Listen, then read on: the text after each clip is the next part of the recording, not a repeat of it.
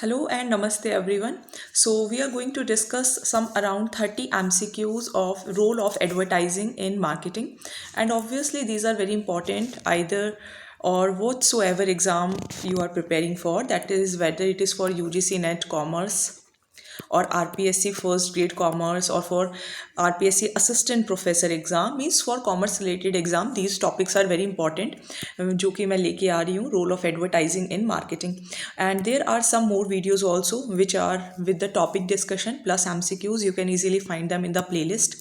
So playlist के अंदर आपको UGC NET commerce की playlist मिल जाएगी, आप फर्स्ट ग्रेड कॉमर्स की प्लेलिस्ट देख सकते हैं, एस्टेट कॉमर्स की प्लेलिस्ट देख सकते हैं, तो उसके अंदर आपको क्वेश्चंस मिल जाएंगे. So prepare well and all the very best. So let's start 30 MCQs with their answers and with their explanation. What is the primary goal of advertising? So advertising का primary goal क्या होता है? To entertain, to inform and persuade, to increase costs या फिर to create confusion. तो देखिए पहले तो आपको ये दोनों तो पहले ही कट कर देने चाहिए कि कॉस्ट बढ़ाना तो किसी का भी एम नहीं हो सकता ना. एडवर्टाइजिंग का मेन एम ये कैसे हो सकता है कि आप कॉस्ट को बढ़ाएं या फिर आप कन्फ्यूजन क्रिएट करें. So this can not be the aim. Then there are two options left, that is to entertain या टू इन्फॉर्म एंड परसुएड. अब इसमें से देखिए प्राइमरी गोल क्या होता है? प्राइमरी गोल तो एडवर्टाइजिंग का यही होता है कि हम किसी को अपने प्रोडक्ट के बारे में या अपने सर्विस के बारे में इंफॉर्मेशन दें और उसे परसुएड करें टुवर्ड्स आवर प्रोडक्ट और service. So the correct answer is B, that is to inform and persuade. So advertising का प्राइमरी एम ये है कि जो उनके कस्टमर्स हैं उनके प्रोडक्ट या सर्विस से रिलेटेड, उन तक उनके प्रोडक्ट के बारे में इंफॉर्मेशन पहुंचे एंड फिर वो उनको परसुएड कर सकें that yes they can take the action towards their product और their service. So this is the primary goal of advertising.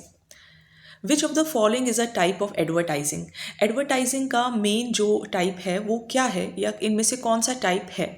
Informative, persuasive, reminder या फिर ऑल ऑफ द अबव. तो जैसे कि इंफॉर्मेटिव एडवर्टाइजिंग के अंदर हम इंफॉर्मेशन प्रोवाइड करते हैं, जैसे कि फॉर एग्जांपल आपने देखा होगा पोलियो से रिलेटेड एडवर्टीजमेंट आती है कि पोलियो की दवाई इस दिन पिलाई जाएगी. सो that is informative advertising. Persuasive क्या होती है कि हमारा जो प्रोडक्ट है उसके अंदर ये खास बात है, दैट इज़ परसुएसिव. रिमाइंडर क्या होता है? जैसे कि for example income tax act की एडवर्टाइजिंग आती है कि आप अपना टैक्स जल्द से जल्द भरें, या फिर आपका म्यूचुअल फंड्स की एडवर्टाइजिंग आती है तो जिसके अंदर आपको रिमाइंड कराया जाता है कि देखिए ये काम होना है एंड आप इसको कर लीजिए. So these all are the types of advertising. तो हमारा आंसर क्या हो जाएगा? Answer would be D. And explanation that informative, persuasive and reminder advertising are all types of advertising which helps in the achieving the objectives in marketing. Now which medium is considered traditional advertising? तो देखो आजकल अभी for example मैं खुद TV तो ना के बराबर ही देखती हूँ. तो टीवी हमने देखा है, शादी से पहले बहुत देखा है, लेकिन 2016 के बाद से तो टीवी जो है वो बिल्कुल ही मेरे लिए तो बिल्कुल फुल स्टॉप हो चुका है, क्योंकि मोस्टली जो वर्क होता है वो फ़ोन से और लैपटॉप से हो जाता है. तो टीवी जो होते थे वो पहले ज़्यादा देखे जाते थे. आज के टाइम पे आप खुद देखो, आप सोशल मीडिया पे पढ़ लेते हो, सोशल मीडिया ही देखते हो. टीवी हम बहुत रैंडमली देखते हैं, हालांकि that is a good source of information and that is a good source of entertainment कि फैमिली पूरी साथ में बैठती है एंड सब कुछ आप आराम से देखते हो. कोई ना कोई ऐसा शो देखते हो जो पूरी फैमिली बैठ के देख सकती है, क्योंकि सोशल मीडिया पे तो जो जिसके मन की चीज़ है वो देख रहा है. बट स्टिल यहाँ पे क्वेश्चन में ये नहीं है कि भाई वो सही है या गलत है. यहाँ पे क्वेश्चन में ये है ट्रेडिशनल क्या है. So email, blogs, at television and social media. So obviously सबसे पुराना अपना टेलीविजन ही है. So the correct answer is television. Television is a traditional advertising medium unlike digital platforms which exist today. क्योंकि आज के टाइम पे आप देखोगे सोशल मीडिया से ही सारी इन्फॉर्मेशन मिल जाती है एंड टीवी के अंदर ज़्यादातर कोई सीरियल्स वगैरह देखना कम ही पसंद करता है. Now what does ROI stand for an advertising. तो साफ ही पता चल रहा है कि ROI, जो भी कॉमर्स का सब्जेक्ट जिसने भी पढ़े हैं तो सबको पता है ROI is return on investment. There is no revenue over investment, there is no return of information, that is RTI act. It is not rate of investment. आपने कितना इन्वेस्टमेंट किया, आपको उस पर कितना रिटर्न मिलेगा, that is ROI. Means for example आपने कहीं पे इन्वेस्टमेंट किया 1 लाख का और आपको लग रहा है इस पे रिटर्न आपको 2% मिलेगा. सो 2% ऑफ 1 लाख आप कैलकुलेट करेंगे तो आपका कितना आ जाएगा 2000, यानी कि 2000 is ROI। So return on investment, अब इससे आपकी प्रॉफिट पता चल जाएगी कि आपका जो बिजनेस है या आपका जो काम है whether it is going to help you in profit और नॉट। ऐसे ही एडवर्टाइजिंग में भी इन्वेस्टमेंट करना पड़ता है। फॉर एग्जाम्पल मैं अपनी वीडियोज़ को जो है वो ज़्यादा से ज़्यादा लोगों को पहुँचाना चाहती हूँ, तो मैं क्या करती हूँ, मैं प्रमोट करती हूँ अपनी वीडियोज़ को। आप इंस्टाग्राम पे भी प्रमोट कर सकते हैं, आप यूट्यूब पर भी प्रमोट कर सकते हैं। तो यू हैव टू पे। अब आप पे करेंगे, मान लीजिए मैंने 5000 पे किए 5 डेज़ के लिए, तो अब मान लीजिए उससे मुझे कितने जो व्यूज़ हैं वो और मिले या मुझे कितना इनकम हुआ, that is return on investment, that is ROI। So ROI measures the profitability of the business या फिर of advertising campaigns. Question number 5 is that which of these is a key function of advertising? To replace personal selling, to create brand awareness, to increase production cost, या to eliminate competition? तो देखिए advertising का की function क्या है। Again advertising का main M होता है अपने प्रोडक्ट के बारे में लोगों को बताना। जैसे फॉर एग्जांपल अगर मैं आज अपने यूट्यूब वीडियोस की एडवर्टाइजिंग करती हूँ तो मेरा मेन एम ये है कि मैं उन एस्पिरेंट्स तक पहुँचूँ जो इंग्लिश मीडियम में अपना जैसे राजस्थान जी के कवर करना चाहते हैं या जो कॉमर्स से रिलेटेड एग्ज़ाम्स की तैयारी करना चाहते हैं। तो यहाँ पे मैं कोई अपने प्रोडक्ट की कॉस्ट क्यों बढ़ाऊंगी? So why to increase the product cost. तो जो मेन फंक्शन है वो तो यही है कि ज़्यादा से ज़्यादा लोगों को प्रोडक्ट के बारे में पता चले। So to create brand awareness is the key function of advertising. So creating brand awareness is a crucial function of advertising. So brand की अवेयरनेस क्रिएट करना सबसे बड़ा एम होता है, राइट। चलिए नेक्स्ट क्वेश्चन पर आ जाते हैं। नेक्स्ट क्वेश्चन है that which term refers to measuring the effectiveness of an advertising. मान लीजिए मैंने एडवर्टाइजिंग कर दी, ठीक है, या आपका कोई प्रोडक्ट है, आपकी कोई सर्विस है, आपने उसकी एडवर्टाइजिंग कर दी। अब आप उसको देखना चाहते हैं कि इसका क्या असर हुआ, मीन्स आपकी सेल्स बढ़ी नहीं बढ़ी, या आप जिस प्रोडक्ट के बारे में बताना चाहते थे तो उसका आपको क्या रिव्यू आपको बेसिकली देखना है। तो उसके लिए कौन सी टर्म को यूज़ किया जाता है? तो देखिए इफ़ेक्टिवनेस है, इफ़ेक्ट कितना हुआ। तो इफ़ेक्ट और इम्पैक्ट सिनोनिम्स हैं कि आपने कोई एडवर्टीजमेंट देखी, आप पर उसका कुछ इफेक्ट हुआ, कुछ इम्पैक्ट हुआ। रीच इफेक्टिवनेस नहीं है। देखिए मान लीजिए कोई यूट्यूब जो है, मान लीजिए मेरी वीडियो को प्रमोट करता है, लेकिन वो ऐसे एस्पिरेंट्स तक जा रही है जिनको इन वीडियोस की ज़रूरत ही नहीं है। तो रीच तो बढ़ गई, व्यूज़ तो बढ़ गए, बट आपके चैनल पर कोई बाद में आएगा नहीं, तो यानी कि वो इफेक्टिव नहीं हुई एडवर्टीजमेंट, ठीक है। सिमिलरली फीडबैक, फीडबैक क्या होता है? फीडबैक होता है कि सामने वाला अब आपके बारे में क्या बताना चाहता है। फ्रीक्वेंसी यानी कि बार बार एडवर्टीजमेंट को देखना। यहाँ पे जो मेन आंसर है that is impact. Effectiveness means मैंने कोई एडवर्टीजमेंट की और उससे कुछ लोग जो है वो कंटिन्यूअसली वीडियोस को देखें। ये नहीं कि मान लीजिए एक वीडियो तो बिल्कुल ही मतलब कह सकते हैं कि मिलियंस में व्यूज़ चले जाएं, लेकिन बस वो वीडियो वायरल हो गई, अब उसके बाद आपकी बाकी वीडियोस देखने के लिए कोई नहीं है। तो we want the actual people जो इस एग्ज़ाम की तैयारी करना चाहते हैं। So that is the effectiveness. So impact. So correct answer is C. And C के अंदर हम क्या लिखेंगे?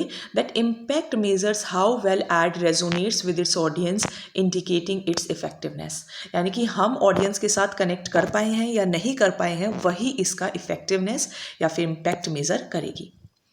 विच advertising focuses on immediate sales. तो देखिए इमीडिएट सेल्स का मतलब कि बस अब आप अभी खरीद लो, है ना।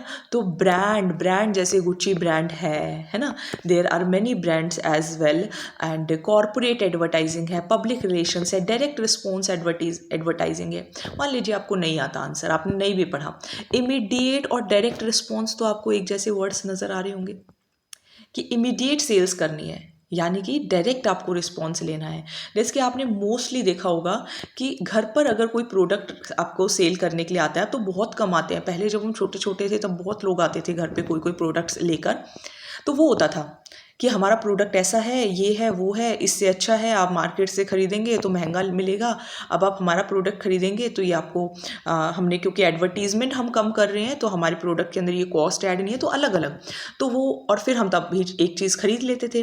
That is direct response advertising, कि आपने एकदम अपने प्रोडक्ट के बारे में कुछ बताया और एकदम से आपका प्रोडक्ट बिक गया। So direct response advertising. Brand बनाने में तो टाइम लगता है, है ना। आप अपने प्रोडक्ट को ब्रांड बनाएंगे, so obviously it will take time.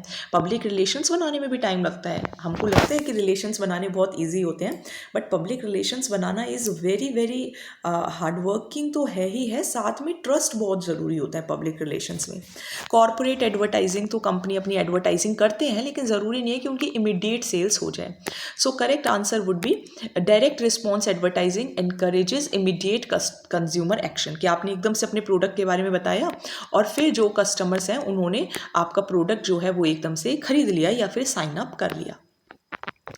What is native advertising? तो नेटिव एडवर्टाइजिंग का मतलब क्या होता है? नेटिव एडवर्टाइजिंग का मतलब local ads for a specific reason. जैसे कि फॉर एग्जांपल आप किसी पर्टिकुलर एरिया में रहते हैं और वहाँ पे पर्टिकुलर किसी चीज़ की ज़रूरत है, तो आपने कोई लोकल ऐड दे दी, क्या वो नेटिव एडवर्टाइजिंग है? या ads blended seamlessly with content, यानी कि कॉन्टेंट जो दिखाया गया है और जो ऐड है वो उसके साथ बिल्कुल बहुत अच्छी तालमेल बैठी है। एड्स टारगेटिंग नेटिव स्पीकर्स या फिर फ्री प्रोमोशनल एड्स। तो देखिए नेटिव एडवर्टाइजिंग यही होता है कि जहाँ पर आप अपने कंटेंट के साथ इतने मतलब अच्छे से ब्लेंड हो जाएं एड्स कि लगे हाँ कि ये ऐड तो बिल्कुल ही बहुत ही बढ़िया है और ये हमें बिल्कुल सही बात बता रही है। तो यहाँ पर यही होता है that native advertising blend seamlessly with content, making it less intrusive and engaging for users. तो यूजर्स यहाँ पे बहुत ज़्यादा एंगेज हो जाते हैं और आपको बहुत ही अच्छा रिजल्ट यहाँ से मिल सकता है। What is an example of digital advertising? तो डिजिटल एडवर्टाइजिंग का क्या आप एग्जाम्पल कहेंगे? Radio is obviously not digital advertising. Email, yes, email is an digital thing. Newspaper ads is not a digital advertising. Digital means जहाँ पे आपका internet वगैरह use हो। बिलबोर्ड्स जैसे कि आप देखते होंगे कि मार्केट के अंदर आप दुकान पे जाते हैं या शॉप पे जाते हैं तो बड़े बड़े बोर्ड्स लगे रहते हैं। आजकल तो 3D बोर्ड्स भी बहुत देखने को मिल जाएंगे आपको बड़े बड़े शहरों में। क्या बिलबोर्ड्स डिजिटल एडवर्टाइजिंग है? तो डिजिटल एडवर्टाइजिंग मीन्स एक ऐसा एडवर्टाइजिंग, डिजिटल का मेन एम ये है जो काफ़ी ज़्यादा यूज़र्स तक पहुँचे, बहुत सारे यूज़र्स तक इन्फॉर्मेशन पहुँच जाए। आप ईमेल कर दीजिए, सब तक इन्फॉर्मेशन पहुँच जाएगी। So email advertising is a form of digital advertising as opposed to traditional ones. ठीक है, जैसे कि न्यूज़पेपर्स वगैरह, इनको आप छोड़ दीजिए साइड में। What is AIDA stand for in advertising? AIDA क्या होता है? तो देखिए AIDA का मतलब सिंपल है, दैट इज़ अटेंशन। लोग आपकी वीडियो को ध्यान से सुने, जैसे कि आपकी जो भी आपने एडवर्टाइजमेंट की वीडियो बनाई है उसको ध्यान से सुने। फॉर एग्जांपल आपने कोई वीडियो बनाई है और लोग एकदम से मुड़ के आपकी वीडियो को देखें कि हाँ क्योंकि कुछ ऐड आई है, अटेंशन, फिर उनका इंटरेस्ट भी बना रहे, डिज़ायर भी हो उनकी प्रोडक्ट से रिलेटेड और फिर वो एक्शन भी लें। उनको आपकी एडवर्टाइजिंग पसंद तो आ गई लेकिन वो एक्शन भी लें, that is AIDA। So attention, interest, desire and action is AIDA, that is stands for advertising. Which element is not part of an advertising plan? Budget, strategy, sales team training या फिर media selection. आप मान लीजिए, खुद से सोच लीजिए, चलो मेरे के थ्रू ही सोच लीजिए कि मान लो मुझे अपने वीडियोस की एडवर्टीजमेंट करनी है। ठीक है, मैं यूट्यूब के ऊपर एक्स्ट्रा पैसा लगाती हूँ और फिर अपनी एड्स के थ्रू अपनी वीडियोस को डालती हूँ। बताइए मेरे प्लान में क्या क्या इंक्लूड होगा? क्या बजट नहीं होगा? पैसे तो चाहिए ऐड देने के लिए, स्ट्रैटेजी भी होनी चाहिए, हमें कुछ इस तरीके की वीडियोस बनानी होंगी कि जो कस्टमर को या जो एस्पिरेंट है उनको यूज़फुल लगे। मीडिया भी सिलेक्ट करना पड़ेगा कि कहाँ पर ऐड देनी है, यूट्यूब पर देनी है, इंस्टाग्राम पर देनी है, फेसबुक पर देनी है, पिनिंटरेस्ट पर देनी है, कहाँ पर ऐड देनी है। सेल्स टीम को ट्रेन करना is not part of advertising plan. ठीक है, so correct option is C. तो यहाँ पे इसका आंसर क्या हो जाएगा? That sales team, just a minute, yes, so sales team is a sales team training falls under operation, कि जब आप कोई काम करते हैं उस टाइम पे आप लोगों को सिखाइए, समझाइए, not an advertising plan. Advertising plan तो मीडिया पर फोकस करती है और मैसेज पर फोकस करती है। So correct answer is C, which is not a part. चलिए नेक्स्ट क्वेश्चन पर आ जाते हैं। What is the purpose of reminder advertising? तो देखिए अभी हमने पढ़ा था रिमाइंडर एडवर्टाइजिंग भी एक एडवर्टाइजिंग होती है। रिमाइंडर का मतलब न्यू प्रोडक्ट, दो नया प्रोडक्ट है तो आप रिमाइंड क्या कराओगे? तो ये तो गलत है। टू मेंटेन कस्टमर अवेयरनेस, हाँ ये हो सकता है। टू रिप्लेस पब्लिक रिलेशन, आप रिप्लेस क्यों करना चाहोगे public relation? To increase production, advertising से प्रोडक्शन को इंक्रीज करने का कोई एम होता नहीं है। तो रिमाइंडर एडवर्टाइजिंग का मतलब ये होता है जहाँ पे आप कस्टमर को याद दिलाते हो कि देखो ये एक ब्रांड है, आप अपने एग्जिस्टिंग कस्टमर्स को याद दिलाते हो, है ना, कि ये देखो ये हमारा एक प्रोडक्ट है जो कि पहले से बना हुआ है। So that is reminder advertising to maintain customer awareness. Which of the following best defines media planning. तो मीडिया प्लानिंग को बेस्ट कौन डिफाइन करता है? That whether it is selecting communication channels for ads. सही कम्युनिकेशन चैनल्स को media planning means, जैसे मान लीजिए मुझे अपनी वीडियो का प्रमोशन करना है, तो मैं क्या मतलब मेरे लिए मीडिया प्लानिंग क्या होगी? मैं कम्युनिकेशन चैनल्स तो देखूंगी कि वेदर यूट्यूब, वेदर फेसबुक और वेदर इट इज़ इंस्टाग्राम, सो अलग अलग channels I will see. Planning production schedule, तो वीडियोस तो बनी रही हैं, उसका मीडिया प्लानिंग से तो कोई लेना देना है नहीं। एडवर्टीजमेंट ग्राफिक्स, मैंने तो अपना काम दे दिया ना कि आप मेरी वीडियो को प्रमोट करिए, उसके ग्राफिक्स वगैरह क्या है वो तो वही देखेंगे। चूजिंग एडवर्टाइजिंग स्लोगन्स, ये हो सकता है, लेकिन मीडिया का मतलब कि कौन से चैनल से आप अपने प्रोडक्ट को प्रमोट करोगे। So selecting communication channels for ads. तो मीडिया प्लानिंग का मतलब क्या होता है कि आपको वो चैनल्स को यूज़ करना है कि आपकी एडवर्टीजमेंट जो है वो टारगेट ऑडियंस तक जाए। अगेन जैसे मैं आपको इसी से एग्जांपल दूंगी, मान लीजिए मेरी ऐड जो है वो आप दिखा रहे हो क्लास मतलब 11th 12th को, तो चलो यूज़फुल है ही है। आप मान लीजिए कोई किड्स वाले बच्चों को दिखा रहे हो, किड्स में जो आहा टमाटर बड़े मज़ेदार ये सब वीडियो देखते हैं, तो बताओ उनको मेरी वीडियो क्या काम की आएगी? तो वो तो मेरी टारगेट ऑडियंस नहीं है। सो मीडिया प्लानिंग मीन्स मुझे कुछ ऐसा कम्युनिकेशन चैनल यूज़ करना पड़ेगा जहाँ पे मेरी टारगेट ऑडियंस तक मेरी इन्फॉर्मेशन पहुँचे। Which term refers to the unique benefit a product offers. तो यहाँ पे देखो ये है कि कौन सा टर्म है जो कि एक बताता है कि ये इस प्रोडक्ट का यूनिक बेनिफिट है। A brand identity, unique selling proposition, USP. USP आपने सुना होगा, मार्केट शेयर या फिर ब्रांड लॉयल्टी। तो देखिए कोई भी आप कहीं पे भी अगर अपना प्रोडक्ट लेके जाते हैं तो यूएसपी एक बहुत बढ़िया वर्ड होता है कि क्या प्रोडक्ट, क्या यूएसपी आपके प्रोडक्ट की, मतलब क्या इसकी खास बात है। जैसे आपने देखा होगा इंटरव्यू लेने के लिए जाते हैं तो आपको पूछते हैं हम आपको ही क्यों चूज़ करें, वाई नॉट अदर्स। तो that is the USP of your. Similarly आपका प्रोडक्ट क्या देता है, that is USP, unique selling proposition. So correct answer is B. Which of these metrics measures ad visibility. तो एड विजिबिलिटी का मतलब देखो, एक हम भी जैसे वीडियोस बनाते हैं तो एक होता है क्लिक थ्रू रेट होता है, एक इम्प्रेशंस रेट होते हैं, फ्रीक्वेंसी या बाउंस रेट होते हैं। तो देखिए बेसिकली यहाँ पर बात जो होती है एड विजिबिलिटी, यानी कि कितनी बार हमारी एड दिखे, that is called impression rate. ठीक है, तो इम्प्रेशंस का मतलब होता है कि number of times N advertisement is displayed और सीन बाय व्यूअर्स, यानी कि कितनी बार दिखी और कितनी बार व्यूअर्स ने देखी, तो उसको हम इम्प्रेशंस बोलते हैं, right.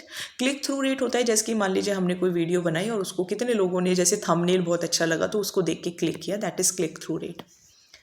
What is the main advantage of online advertising. देखो ऑनलाइन एडवर्टाइजिंग का खास फ़ायदा ये है कि बहुत सारे लोगों तक, again I am telling you, अगर हम अपने यूट्यूब का एडवर्टीजमेंट करें, हो सकता है कोई वीडियो हमारी मिलियंस में व्यूज़ भी चले जाए। तो ये होता है ऑनलाइन एडवर्टाइजिंग कि आपको इतना बड़ा रीच मिलता है कि लाखों करोड़ों लोगों तक आपकी वीडियो जाती है। लिमिटेड ऑडियंस तो हो ही नहीं सकता। कॉस्ट हो सकता है थोड़ी सी ज़्यादा लगे, लेकिन जब वो इतने सारे लोगों तक जाती है तो जो पर पर्सन जो कॉस्ट होती है वो काफ़ी कम हो जाती है। लॉन्ग प्रोडक्शन टाइम ऐसा नहीं होता ऑनलाइन एडवर्टाइजिंग में, बहुत जल्दी वीडियो जो है वो, या बहुत जल्दी आपका जो भी प्रोडक्ट है वो काफ़ी लोगों तक उसकी इन्फॉर्मेशन जाती है। So correct answer is global reach. So online advertising provides global reach and precision targeting offering a significant advantage. जैसे आप खुद देखोगे तो अगर आप जो भी वीडियोस वगैरह वॉच करते हो, जैसे for example if you are preparing for commerce related exam, तो अगर आप कॉमर्स से रिलेटेड वीडियोस देखते होगे तो आपको जो ऐड दिखती हैं वो कुछ ऐसे ही सब्जेक्ट से रिलेटेड दिखेंगी। That is called precision targeting, कि हमें जो ऑडियंस है उसके अकॉर्डिंग ही टारगेट करना है। What does branding in advertising aim to achieve. तो ब्रांडिंग का एम क्या होता है? ब्रांडिंग की देखिए जैसे सिंपल है, आपका गुच्ची ब्रांड है ना, क्रिस्टियन डियोर ब्रांड है। तो यहाँ पे जो ब्रांड है, ब्रांड का मतलब है कि एक बार उन्होंने अपने अच्छे से ब्रांड इस्टेब्लिश कर लिया, उनकी गुडविल मेंटेन हो गई, now they can sell their products. अब उनके कुछ कस्टमर्स हैं, लॉयल कस्टमर्स हैं, तो इमीडिएट सेल्स ब्रांडिंग का काम नहीं होता, कंपटीशन रिड्यूस करना उनका काम नहीं होता, उनका काम होता है कंपटीशन से ऊपर उठ के अपने प्रोडक्ट को कुछ बताना। कॉस्ट बढ़ाना कभी भी एडवर्टाइजिंग का एम नहीं हो सकता। It is long term brand recognition. तो ब्रांडिंग का मतलब होता है कि हमारे प्रोडक्ट को लोग लंबे समय तक रिकॉग्नाइज करें, लॉयल रहें हमारी कंपनी पर। जैसे एप्पल है, वो अपनी कंपनी के प्रोडक्ट्स पर फोकस करती है rather than immediate sales. That is called branding. Which of these is a ethical concern in advertising. देखो एडवर्टाइजिंग के अंदर ये बहुत होता है, जैसे कि काफ़ी देखें कि आप गोरे होने वाली क्रीम लगाओ तो बताओ आज तक कितने लोग गोरे हो गए हैं। सो एथिकल कंसर्न वहाँ पे मिसिंग है। एथिकल कंसर्न का मतलब होता है कि आप कुछ ऐसी चीज़ें बोल रहे हैं और फिर वो सच नहीं है। सो दैट इज़ आप कुछ इस तरीके से अपनी वीडियो के अंदर क्लेम करते हैं, अपनी एडवर्टीजमेंट में इस तरीके से क्लेम करते हैं विच is not possible. That is ethical concern. तो यानी कि आप मिसलीड करते हैं लोगों को, है ना, मिसलीड करना इज एथिकल कंसर्न। चलिए नेक्स्ट क्वेश्चन पे आ जाते हैं।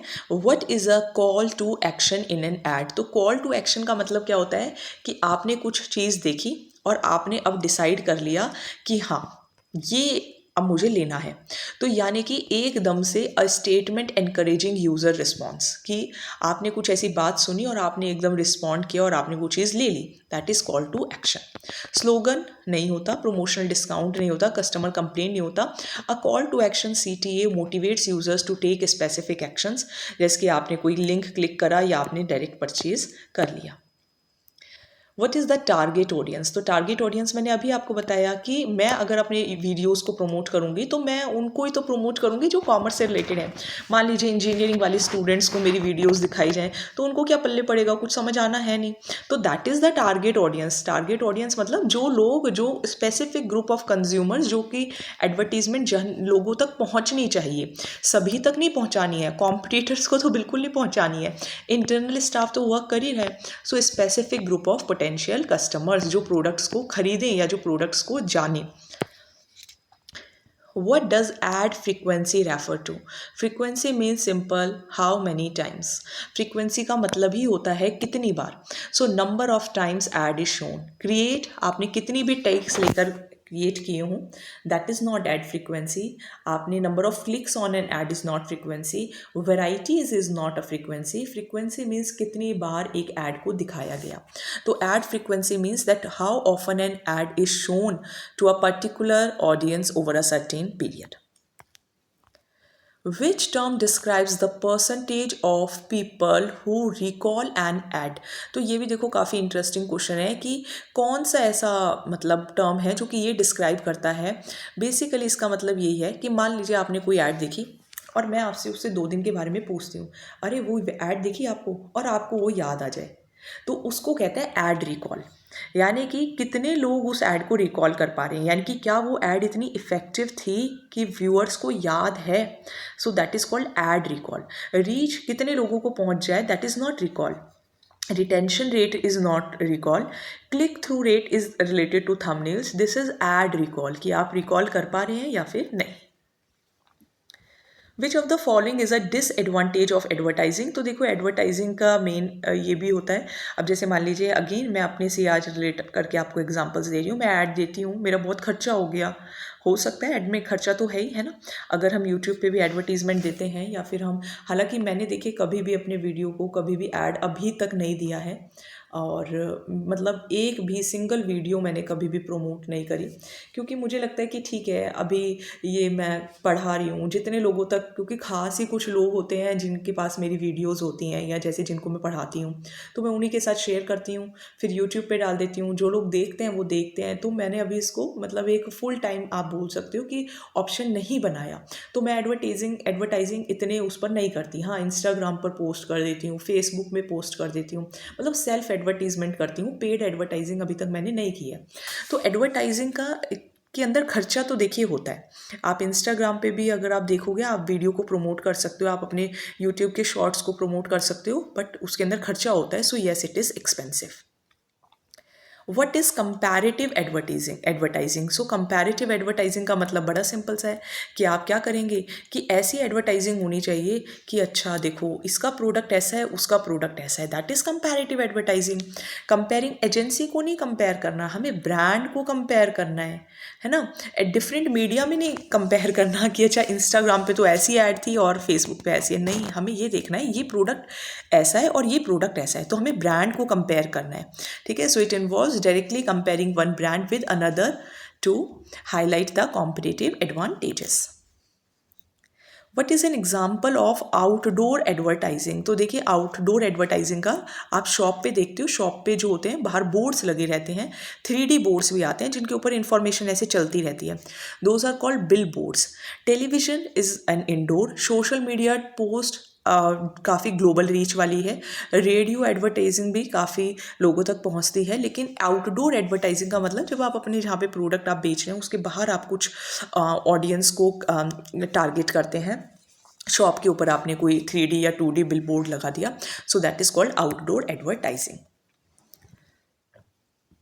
What is meant bye add placement? तो एड प्लेसमेंट का क्या मतलब होता है? तो देखिए एड प्लेसमेंट का सिंपल सा मीनिंग है कि मैं अपनी एड को कहाँ दिखाना चाहती हूँ, यूट्यूब या फिर फेसबुक या फिर इंस्टाग्राम या फिर जो भी अलग अलग चैनल्स हैं। तो choosing where ads will appear, so that is called ad placement. Advertising clutter का क्या मतलब होता है? तो देखिए एडवर्टाइजिंग क्लटर का मतलब होता है कि क्लटर मीन्स कि सब एकदम झोलमोल हो गया है, सब मिक्सअप हो गया है। तो एडवर्टाइजिंग क्लटर का मतलब कि एक ही जगह पे आप एक्सेसिव नंबर ऑफ एड्स हैं जिसकी वजह से ऑडियंस को कुछ समझ नहीं आ रहा और वो मतलब नहीं अपना अटेंशन आप उनका ग्रैब कर पा रहे हो। तो clear messages is not clutter, organized is not clutter, unique is not clutter.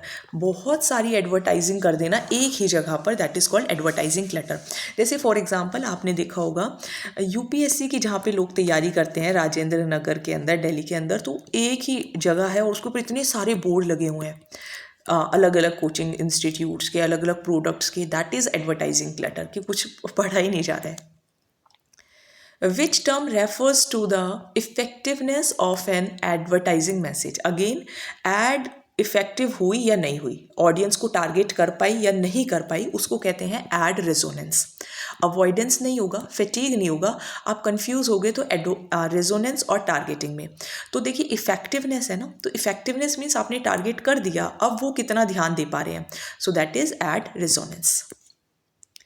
What is meant by direct advertising? तो देखिए डायरेक्ट एडवर्टाइजिंग का अपना सिंपल सा मतलब है कि आप कुछ ही कस्टमर्स हैं, जैसे कि फॉर एग्जांपल मैं डायरेक्ट एडवर्टाइजिंग करती हूँ, जैसे कि जो मेरे सहपाठी हैं या जिनको मैं पढ़ाती हूँ तो मैं उनको डायरेक्टली बोलती हूँ कि आज मैंने वीडियो अपलोड किया, आप ये देख सकते हैं। तो मैंने अपना लिंक जो है डायरेक्ट उनके साथ शेयर कर दिया। That is called direct advertising. So direct advertising means ad sent directly to the potential customers, तो उसे कहते हैं डायरेक्ट एडवर्टाइजिंग। जिसकी फॉर एग्जांपल मैंने अपने व्हाट्सएप स्टेटस पर लगा दिया, so that is direct advertising. चलिए, which is not a traditional advertising channel? Newspaper पहले से आ रहे हैं, टेलीविजन पहले से आ रहे हैं, पॉडकास्ट इज़ न्यू, मैगजीन्स भी पहले से आ रही हैं। So the correct answer is C, podcast is not a traditional but it is a new method. So we completed around 30 questions of advertising, which is very important for UGC NET, for RPSC, for HTET and for the professor exams. तो आप इन videos को continuously and regularly follow करिए, ज़रूर follow करिए। Videos को आप ध्यान से देखें, क्वेश्चंस को ध्यान से याद रखें। देखिए क्वेश्चन अभी मैं एक्सप्लेन करती हूँ तो इजी लगते हैं, लेकिन जब आपको यही ऑप्शंस मिल जाते हैं देन यू गेट कन्फ्यूज्ड।